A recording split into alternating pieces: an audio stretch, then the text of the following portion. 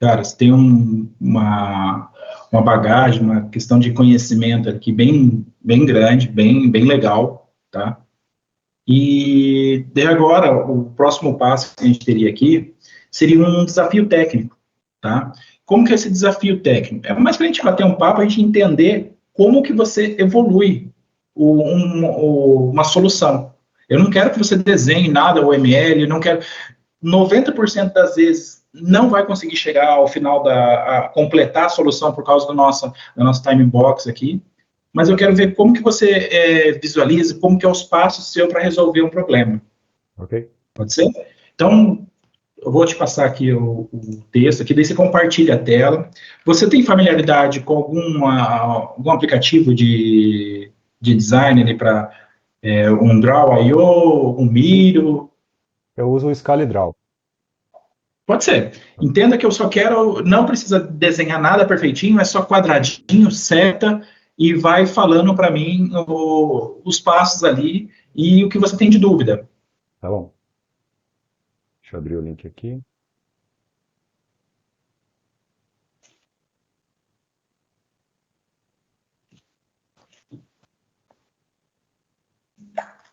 Ah, ok. Vou compartilhar minha tela aqui. Uhum.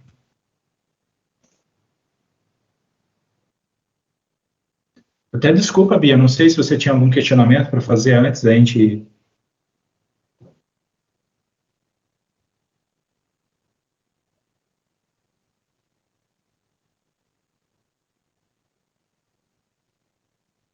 Eu não sei se você prefere ler aí ou prefere.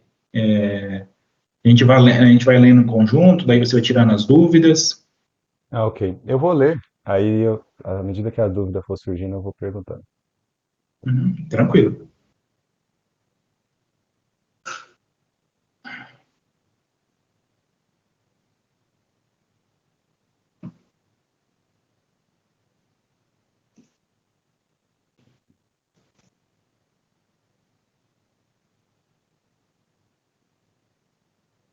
Assim, é bem parecido com o que a gente usava lá no BTG, no Bradesco, que a gente usava um sistema chamado Pismo, que é um Banking as a Service.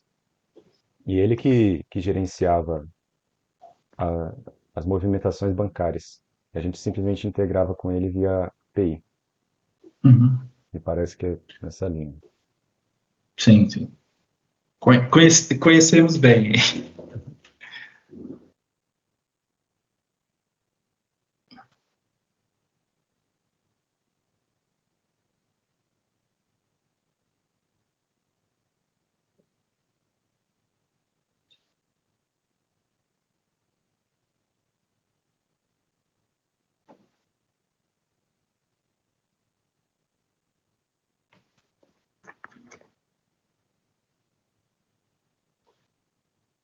A gente usava antifraude também, a verificação do saldo.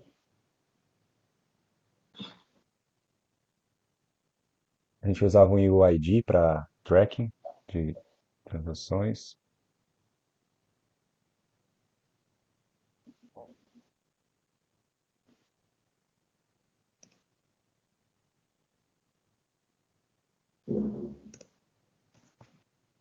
Que a gente vai gerenciar o retorno para o cliente, mesmo que não tenha vindo o dado em menos de 10 segundos, a gente vai mostrar uma mensagem amigável para ele.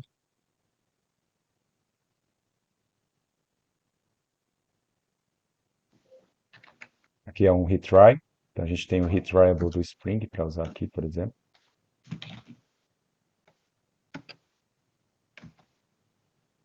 Aqui a gente pode usar um HPA, um Horizontal Pod Auto Scale.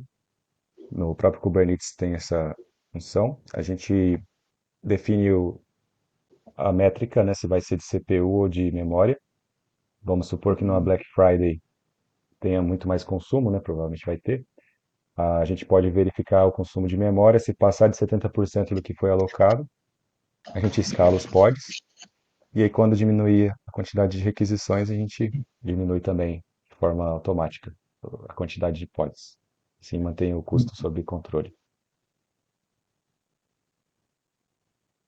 Aqui, banco de dados local.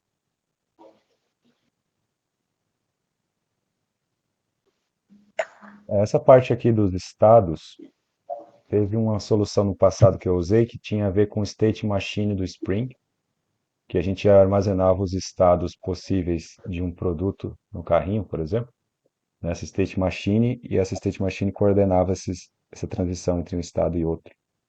Outra possibilidade é no próprio banco de dados a gente ter um enum com os estados possíveis e se for vários microserviços que compartilham vários bancos de dados, a gente pode aplicar o padrão Saga, que é para manter a consistência dos dados e do status do pedido aqui de dinheiro, por exemplo, ou de transferência, do Pix.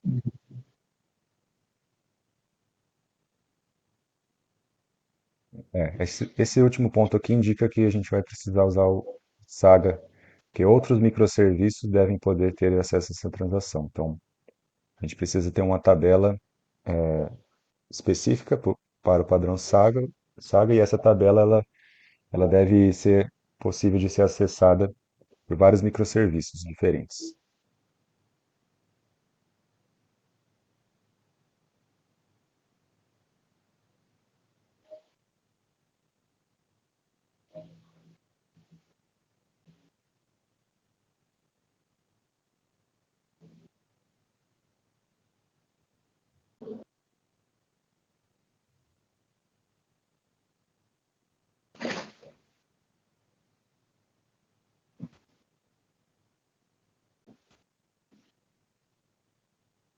Esse Account Management System aqui, a Pismo pode fazer o papel dele.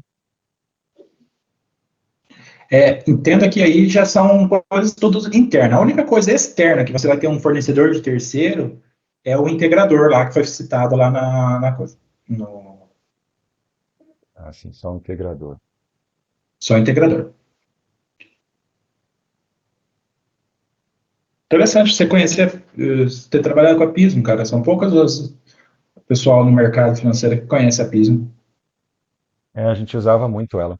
Eu não conhecia também antes de trabalhar no BTG Pactual, mas eu acabei usando bastante. Eles têm um ambiente de UAT, sandbox, e um ambiente de produção. E um AT dava bastante problema às vezes, mas a gente. Inclusive o mock server que eu criei mocava algumas coisas da Pismo, a gente não ficar tão dependente deles em um AT. Olha, estão até mencionando o BTG aqui. Que eles usam lá. São dados públicos, então não tem, não tem problema eu mencionar o que a gente usava.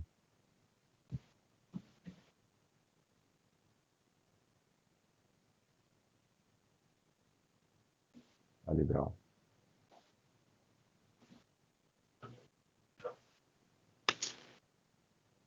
Aqui. Isso daqui eu estava ensinando para um aluno a diferença entre os ambientes. Estava tentando explicar para ele. Deixa eu pegar uma área vazia.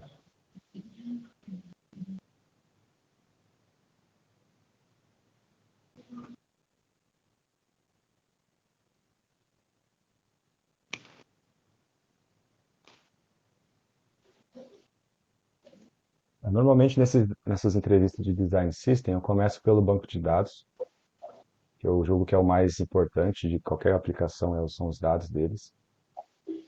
Tanto é que os ransomware, eles roubam os dados das pessoas, né, das empresas, para sequestrar.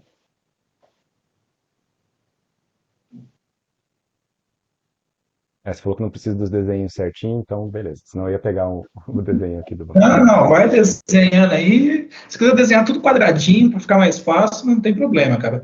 Eu quero mais ouvir você, como que você vai solucionar o problema. Você já está falando aí. Beleza?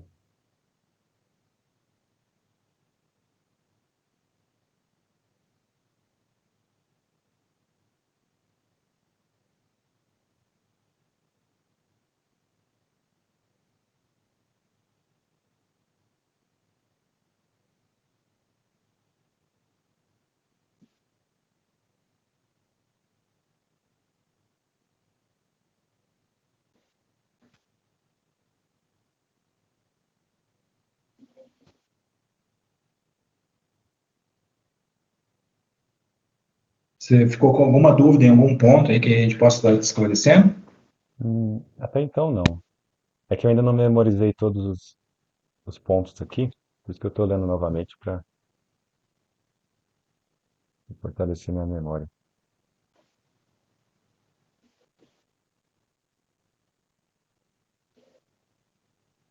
Eu vou colocando os elementos aqui, aos poucos o desenho vai saindo. Então, os dados, cada microserviço vai ter um banco de dados, a princípio. Tá. Deixa eu só te atentar ali que aqueles outros microserviços que já estão implementados, já são outra equipe que cuida deles, tá? A única coisa que você tem que implementar é o que realiza a operação do Pix, que é o do meio ali, tá? Ah, ok. Então, por exemplo, o Account Manager já está implementado, o Antifraude já está implementado, o Banking Core ali, Integrate, já está implementado, já vem lá, já tem um front-end que é o Bank User ali, que é quem vai fazer a chamada para você.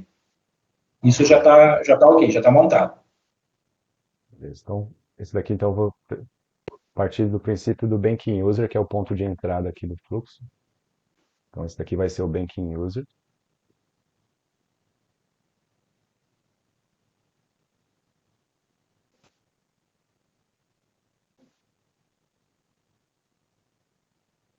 Ele vai fazer, nessa solução que eu pensei, a gente pode começar com uma API REST simples mesmo.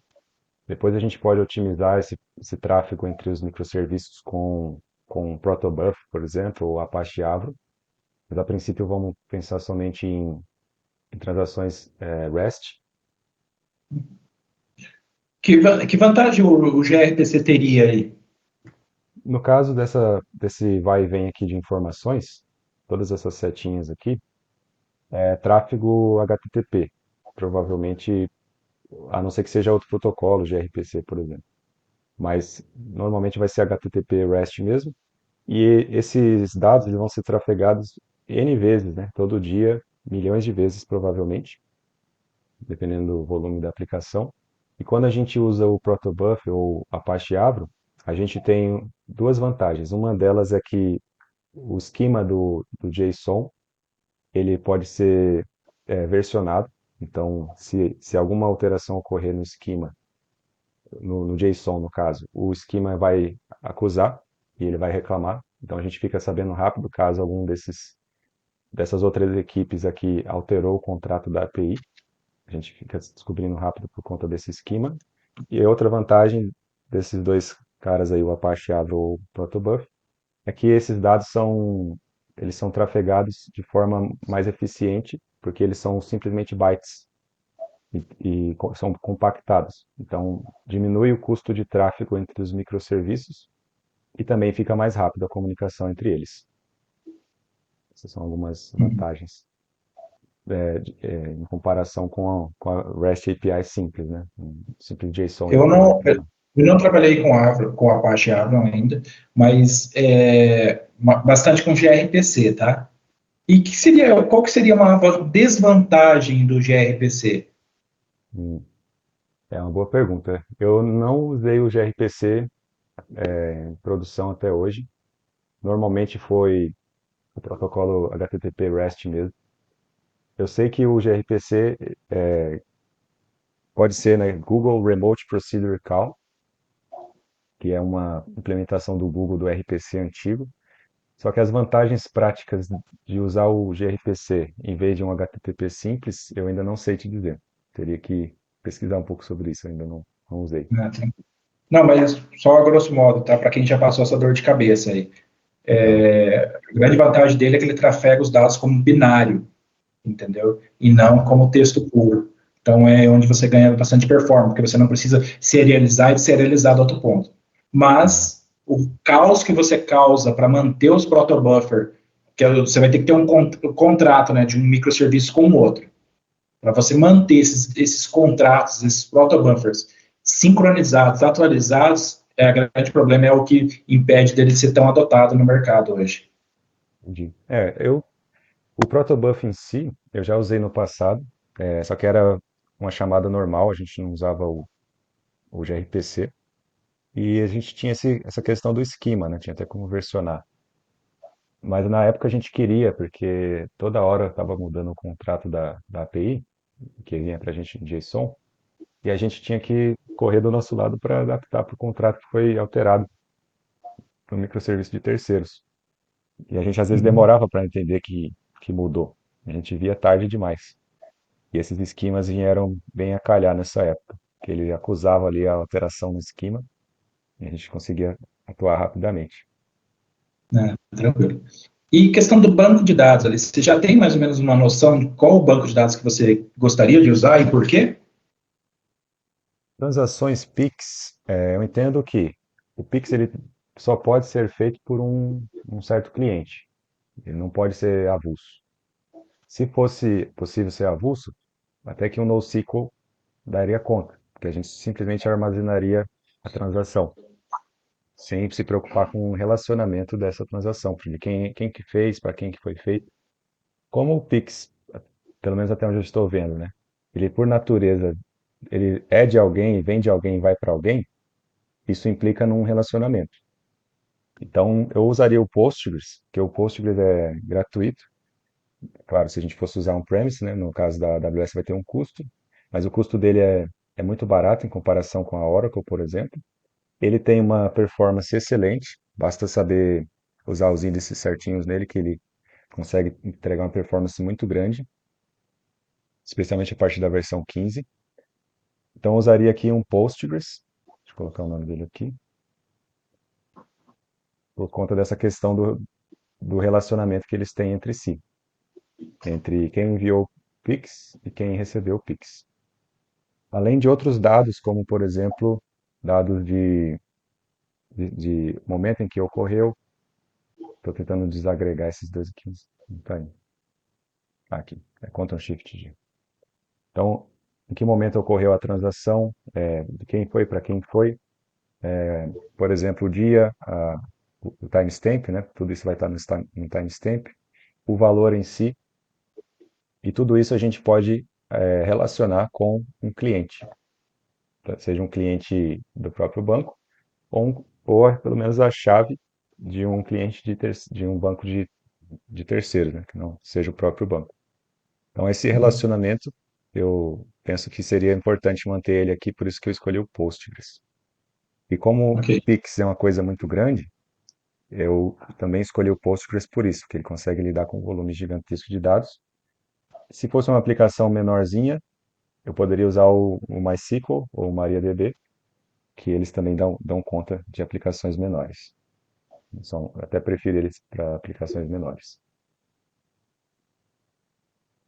Então, uma vez que o usuário se autenticou, então ele vai ter que. Eu imagino que o Banking User já vai fazer essa autenticação.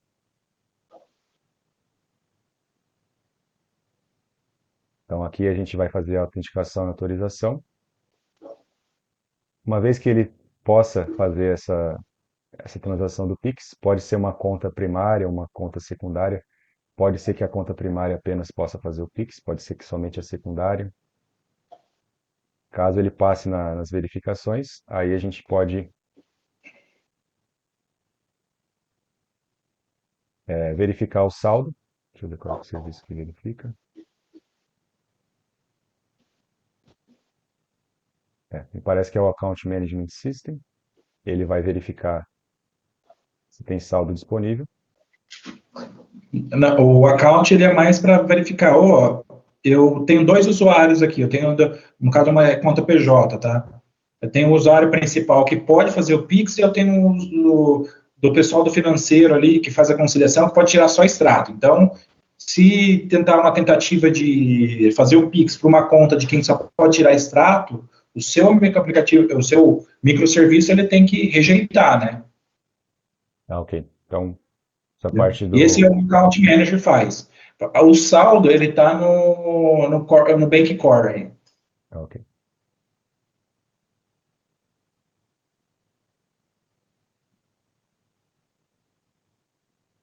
Verificando no Account Management System se a conta que está sendo usada para fazer o Pix pode fazer esse Pix.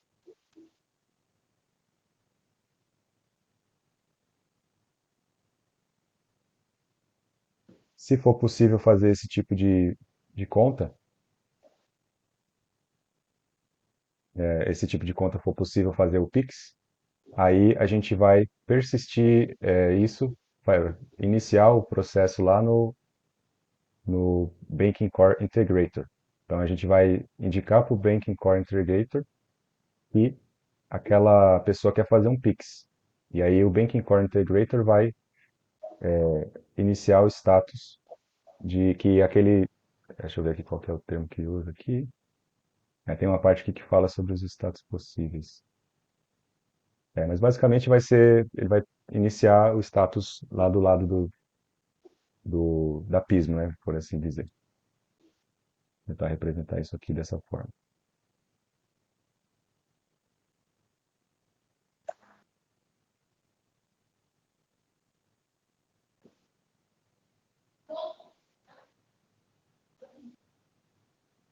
E em todos esses momentos aqui,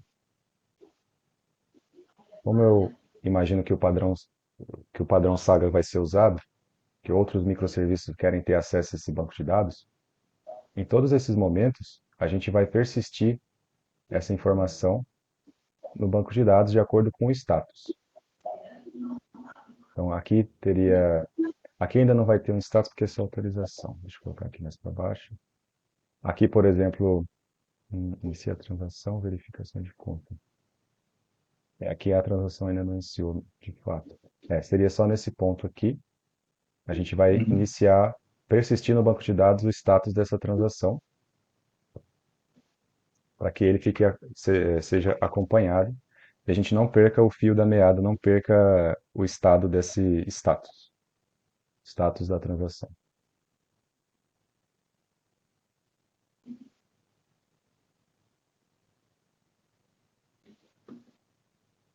Hum, Depois disso, deixa eu ler um pouco mais aqui.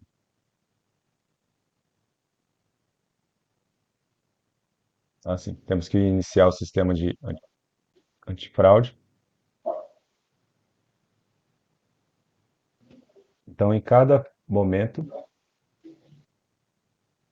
do fluxo, eu colocaria E, um antifraude, porque assim, se der fraude aqui logo no início, a operação não segue para frente. E se por alguma razão os dados de sessão do usuário, que vão provavelmente ser usados no controle antifraude, forem temperados, né, forem adulterados por alguma razão entre os microserviços, apesar deles estarem numa intranet, ter uma questão de segurança, eu não acho um problema manter o controle de fraude em cada operação. tá, deixa eu só te fazer uma ponderação, tá?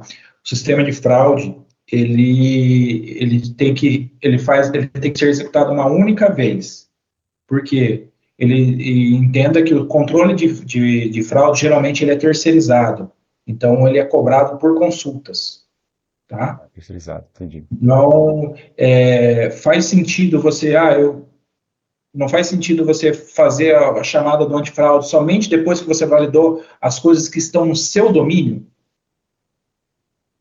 Por exemplo, por que eu vou consultar o antifraude sendo que eu sei que o cara nem tem saldo ainda na conta? Eu nem Entendi. consultei se ele tem saldo. Hum. A gente nem sabe se ele tem saldo, não Por consulta. que eu vou consultar a fraude? Se você saber se essa é a operação de fraude, né? Hum. A ideia que estava em mente era barrar operações fraudulentas o mais à esquerda aqui possível do fluxo, para evitar Uhum. que essa transação prossiga. Por exemplo, vamos supor que aqui eu também esteja verificando o saldo. Então, até eu descobrir que ele não tem saldo, né, vamos supor que eu não tenho nenhum controle de fraude, até eu descobrir que ele não tem saldo, ele ainda não fez a verificação de controle de fraude. Agora, se é uma fraude, eu nem quero perder meu tempo verificando se ele tem saldo, porque eu vou ter que fazer uma chamada para algum serviço para perguntar se ele tem saldo.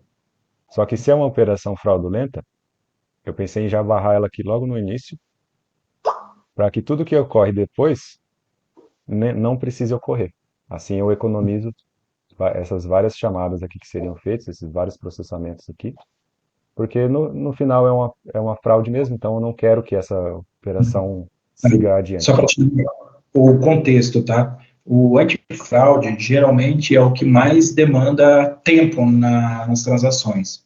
Por isso Hum. ele é sempre colocado depois de você consultar o saldo, tá?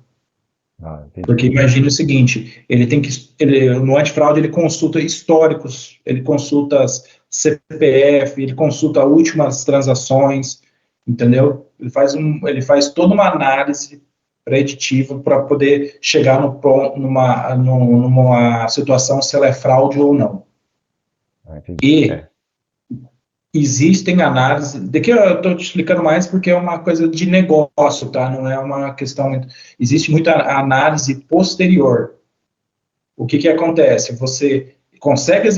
Você faz todo o processo de Pix, o dinheiro fica retido já da sua conta, mas ele não é confirmado ainda, porque ele entrou em uma análise manual. O Pix ele Hum, pode ter uma análise manual que pode demorar até 5 horas para ser analisado por uma pessoa, entendeu? Não só pelo um sistema. entendi. É diferente. Mas assim, para você ter contexto, tá? Não, aqui para mim, dentro da sua solução, ele aí não faz diferença nenhuma, é só para conhecimento próprio seu aí. Bom saber. As operações de fraude que eu estava acostumado eram bem mais simples. Eles verificavam questões como os headers da requisição que vinha da API Gateway. Eles verificavam IP, hora de acesso, ID da transação, se era o mesmo. Então eram verificações bem superficiais.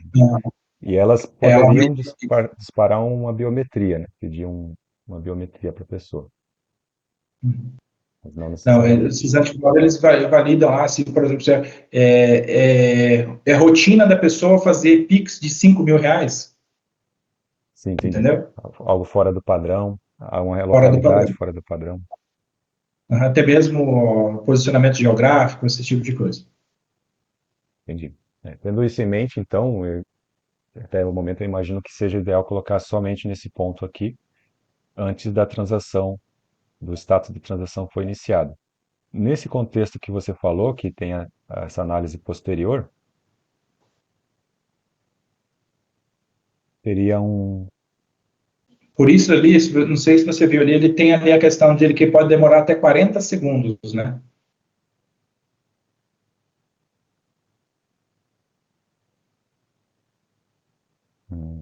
Que ele vai consultar. Seria um Banking Status Service, por exemplo. Uhum. Então, um dos estados possíveis dessa transação é o status pendente. Quem consumir essa transação, se for o status pendente, ela e já tiver passado mais de 40 segundos, e uma transação ela só fica no estado pendente após 40 segundos ou há outros casos em que Não, automaticamente, quando você iniciou uma transação, o primeiro status que ela tem, ela é pendente. ela é pendente? Tá. Mas entre você e o seu banco, ela vai ficar como pendente e ela vai ser síncrona. É um dos requisitos ali. Ela é síncrona, certo? 10 segundos. Se em 10 segundos você não teve resposta, o que você faz? Você fala lá para o usuário, ó, a sua transação ainda está pendente, confira o seu saldo mais tarde. E você vai ficar processando isso assíncrono. Quando você tiver a resposta num período máximo de até 40 segundos, ele te retorna através de um webhook, por exemplo. Então, Hum, olha, teve a transação, foi confirmada a transação aqui no Banco Central. Mas caso passe de 40 segundos, o responsável por consultar é você. Passou de 40 segundos, você que tem que ficar um pulling ali, ó. E aí, essa transação, como é que tá? entendi. Eu lembro de uma feature semelhante, que era a consulta da disponibilidade do limite mais, que era o cheque especial. A gente consultava um serviço de terceiros, ou um serviço de terceiros não, um serviço de outra equipe, e ele demorava N tempo para responder, e a pessoa também poderia clicar no botão no aplicativo para iniciar uma nova verificação. E também a cada N tempos a gente verificava programaticamente pelo código. Deixa eu Nesse, só fazer algumas perguntas mais. Stack, o que você colocaria como stack aí? sim. Eu Você já colocaria colocou muitos dados, mas assim, essa aplicação seria desenvolvida em quê? ah, como você comentou, a stack principal é o Kotlin, então com a plataforma Java, eu seguiria nessa linha também. Não vejo motivos para usar outra stack, porque no final das contas vai fazer o resultado final. A diferença vai ser que se a gente colocar uma outra linguagem de programação ou stack, ela vai ter um custo de aprendizado, vai ter um custo de setup, a gente vai ter que coisas básicas a gente vai conseguir fazer, mas coisas mais avançadas a gente não vai conseguir tão facilmente. Não vejo vantagem nenhuma em usar outra stack diferente do Java com a linguagem E que Kotlin. framework você usaria? O próprio Spring mesmo, não vejo problemas no Spring. Ele facilita muito, já está testado no mercado há mais de 15 anos, em produção em milhares de projetos, não tem perigo. Ele poderia ser tudo feito com a Enterprise Java também, o Jakarta, mas não vejo vantagem em usar o Jakarta porque o próprio Spring implementa o Jakarta também, de forma um pouco mais amigável. Na questão de usar o Quarkus, por exemplo, eu já usei o Quarkus no passado, mas não. Uma das vantagens que ele tem é que ele gera um executável, né, no final das contas, bem pequeno, que é fácil de subir para a nuvem. Só que hoje em dia o Spring já tem isso também. O Spring Native já faz a mesma coisa com a GraalVM também. Então, E por ter você uma. usaria que tipo de estrutura ali no seu servidor HTTP? Usaria um Webflux, usaria o web mesmo, utilizando o coroutines? O que você usaria ali? Eu usaria, como o Kotlin já tem as corrotinas por padrão, inclusive funciona muito bem no back-end também, não somente no Android, eu usaria as corrotinas por elas serem leves, economizar memória e já trazer a programação assíncrona de uma forma muito mais simples e fácil do que com o Webflux, por exemplo. No Webflux a gente tem que ficar coordenando o mono, o flux, a, várias sintaxes diferentes que tem no RX Java, por exemplo. A gente teria que estar familiarizado com outro paradigma de programação, que é a programação reativa. E a gente tem tudo isso também, a programação reativa também, no Kotlin com as coroutinas, e de uma forma muito mais fácil do que com o RX Java. E vai ter o benefício de ser reativo também. Então, em vez da gente ficar perguntando o status da transação a todo momento para o microserviço ou para o database, a gente cria uma camada que vai nos responder quando o status mudar. Então, ao invés da gente ficar perguntando, a gente só fica escutando. E o outro microserviço que detém o status mais atualizado de transação, ele é que vai nos dizer quando esse status muda. Dessa forma a gente evita ficar fazendo vários poolings para um outro microserviço e fica muito mais assertivo também, que a gente já sabe exatamente o momento em que o dado foi alterado, o status foi alterado. Então usaria Kotlin com E coroutine. você vê sentido nesse projeto utilizar questões de alguma mensageria? Mensageria.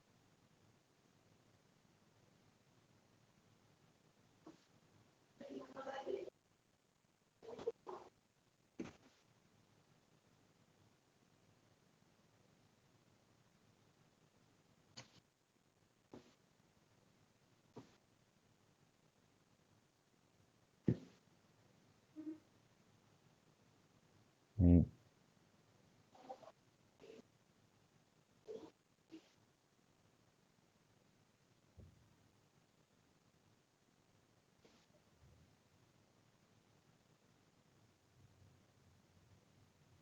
Eu lembro que na época que eu estava no Bradesco, eles tinham uma outra equipe que lidava com o Pix e eles usaram Kafka para atender o volume lá do Bradesco.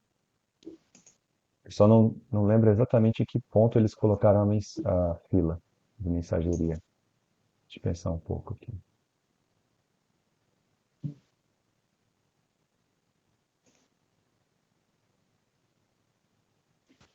Ah, sim. Vários, vários usuários diferentes podem querer conversar depois de autenticados e passado pelo controle de fraude e tiver uma conta apropriada para isso, vários clientes vão querer fazer o Pix e eles vão conversar com o Core Integrator. Acredito que colocar uma fila aqui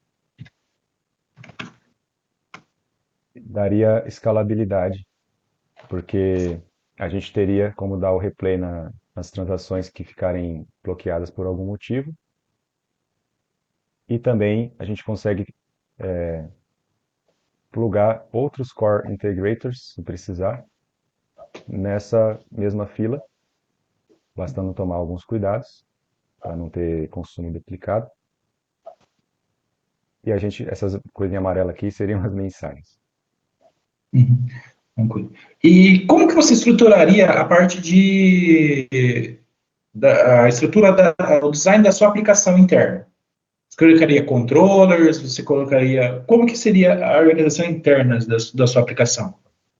A princípio, eu seguiria a arquitetura Package by Feature, se for possível escolhê-la, porque ela é mais simples, cada pacote, e dentro de cada pacote vai ter um N-tier, que seria um service, um controller, e nesse caso aqui que ele comunica com o database, um repository. Então eu colocaria uma camada bem simples mesmo. A camada de serviço, ela teria a lógica de negócio, e a gente pode facilmente fazer composição de serviços dessa forma.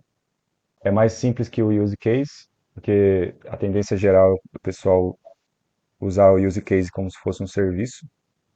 Então, acaba que no final vira um serviço também, só que com outro nome. Então, seria a camada MVC mesmo simples, então aqui teria a view, que seria exposto através de um JSON.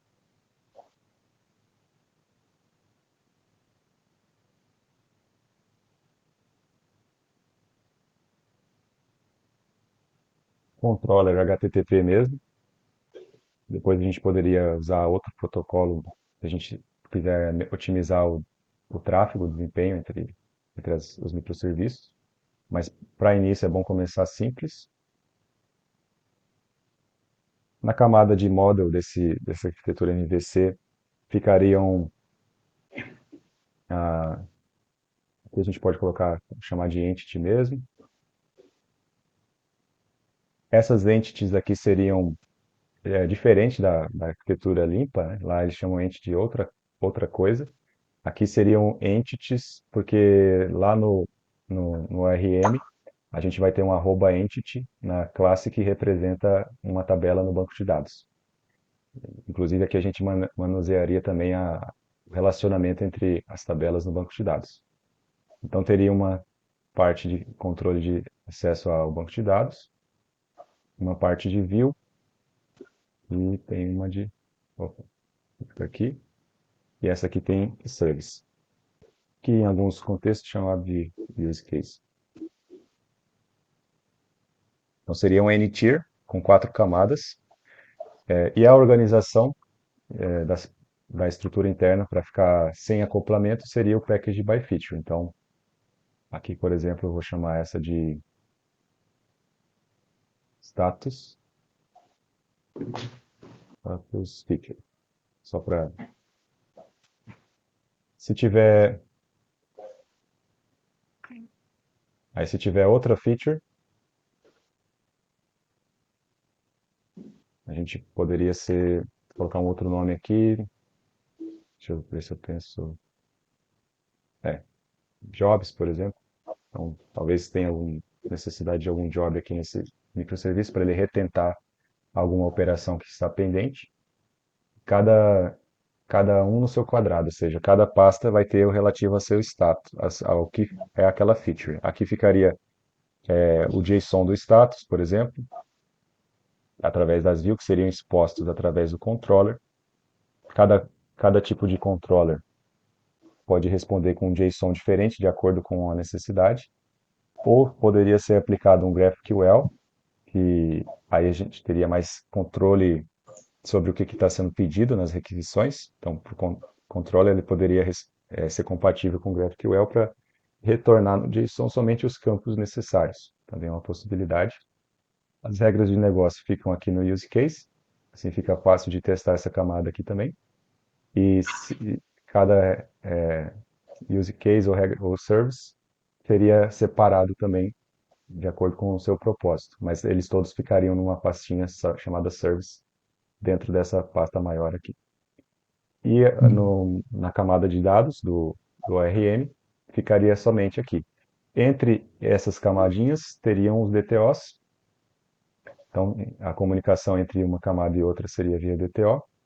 No Kotlin isso é mais fácil, porque os objetos são data class, eles são somente read-only por natureza, mas teriam DTOs aqui entre as camadas. O mesmo se aplica com esse outro job feature que está ali. Assim a gente pode manipular com os DTOs entre as camadas, a gente pode manipular facilmente, fazer as transformações que forem necessárias, porque nem todo service vai precisar de todos os dados que vêm da entity, e nem todo controller vai precisar de todos os dados que vêm da service. Então, com o DTO, a gente consegue manusear isso. Essa seria a estrutura interna que eu pensei. Uhum. E como que você resolveria a questão da idempotência? Ok. A idempotência é basicamente uma forma de você, como se fosse um botão de ligar e desligar. Esse é o exemplo clássico. A gente sabe que se a gente aperta o botão para ligar uma luz, uma vez que a luz esteja ligada, mesmo que você aperte o botão para ligar a luz novamente 1000 vezes, nada vai mudar. Então, o segredo está em não mudar o status que já foi iniciado, a menos que seja um status diferente. Então, o próprio Spring Web ele tem algumas características que permitem a idempotência. E uma boa prática também é usar o Command Query Segregation, Responsibility Segregation, no nível do código. Ou seja, os getters, por exemplo, eles somente fazem leitura. Eles somente fazem leitura. Eles nunca alteram dados. Nunca alteram dados. Nem no banco de dados, nem em lugar nenhum. É somente leitura. Já o post, por exemplo, o put e o patch, eles podem sim alterar dados, porém somente na primeira vez em que eles forem alterados. Se os dados forem os mesmos e for feita uma nova chamada, um novo put, por exemplo, para atualizar algum campo de uma entidade, se os dados são os mesmos que já estão lá, a transação não é persistida no banco de dados, é como se ela nem tivesse ocorrido.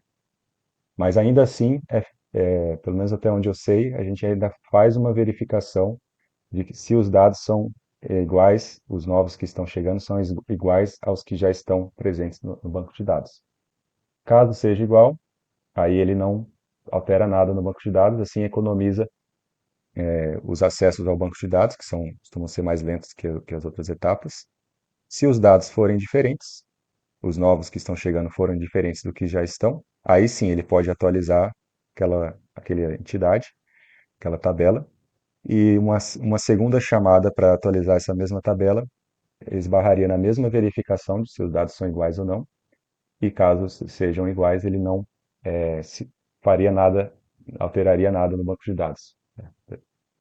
Dessa forma, a gente garante que é idempotente a operação. Normalmente a gente vai se preocupar com isso com post, put, e o delete também, em alguns casos, e o patch também. Já no get, o get ele é por natureza uma operação de leitura.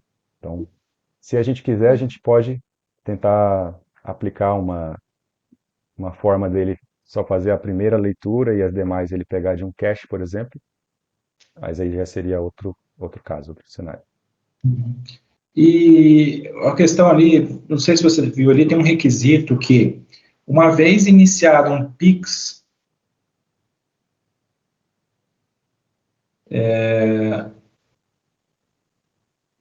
ali, ó, acima ali apesar da resposta do integrador estar marcada ali, ó, as transações devem,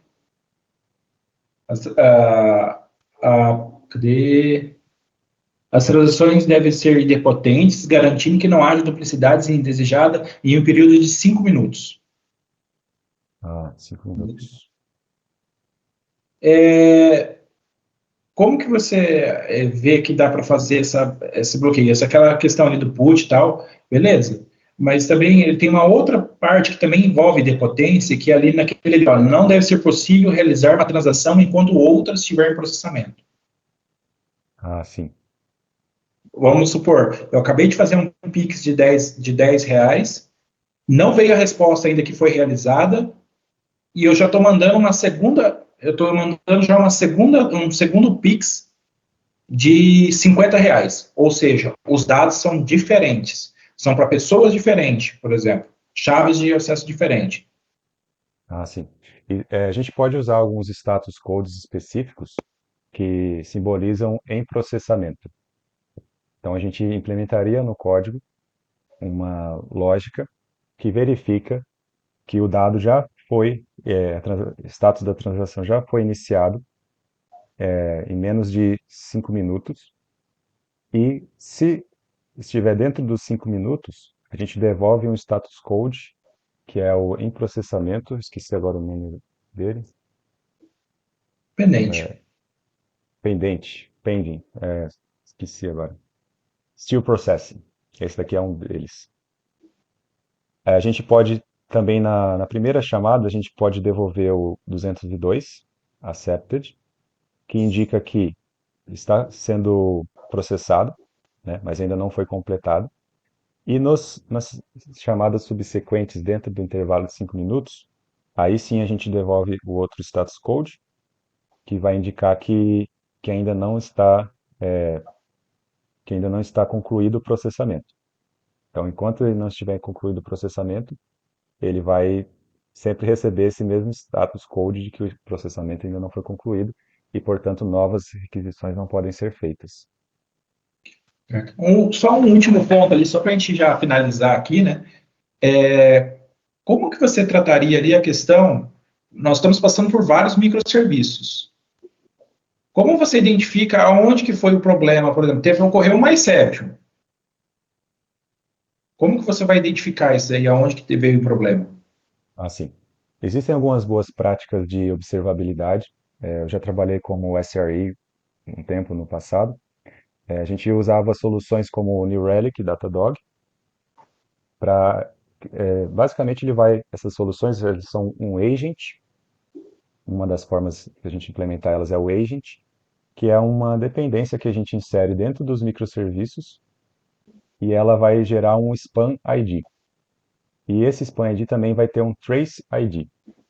Então, o span ID e o trace ID a gente consegue rastrear com muita assertividade, a gente consegue ver todo o fluxo das chamadas HTTP, por exemplo, desde a ponta até o que aconteceu no banco de dados, a gente consegue rastrear com essas informações. E também essas ferramentas também têm a questão do logging, né? O AWS tem o CloudWatch, por exemplo, mas também tem outras ferramentas de log e o próprio Datadog tem também a ferramenta de log. Todos os logs que são gerados por um desses microserviços, a gente pode configurar o nível dele. Por exemplo, a gente quer somente os warnings, os trace e os errors. Então a gente pode querer saber todos esses níveis de log desses microserviços e a gente tem essa informação com timestamp lá na ferramenta de monitoria. Quando uma delas der algum exception, a gente vai poder verificar no log, caso a gente esteja lendo o log visualmente daquele microserviço. E a melhor parte seria se a gente criar um monitor ou um alerta, né, para caso ocorra muitas requisições com erro 500 aqui, por exemplo, a gente vai ser alertado e a gente vai poder atuar em cima desse problema do por que está dando esses erros 500 e para quem que especificamente está ocorrendo esse erro, ou se é só para uma pessoa, ou se é para várias, se é para todo mundo. A gente tem também essa visibilidade dos status codes e também dos logs e também monitoria dos logs. A gente pode filtrar por palavras específicas na hora de criar o alerta para o log. Dessa forma, a gente não precisa ficar lendo os logs para saber se um problema aconteceu. A gente simplesmente define os alertas corretamente, faz alguns testes antes para saber que eles estão realmente disparando. E uma vez que esteja configurado, a gente tem uma visibilidade muito grande de tudo que está acontecendo de certo e errado cada um desses pontos aqui, especialmente em produção. Beleza. Bom, professor, muito show aí a questão aí da sua apresentação aí, da solução, que por agora, para mim aqui já está satisfatório.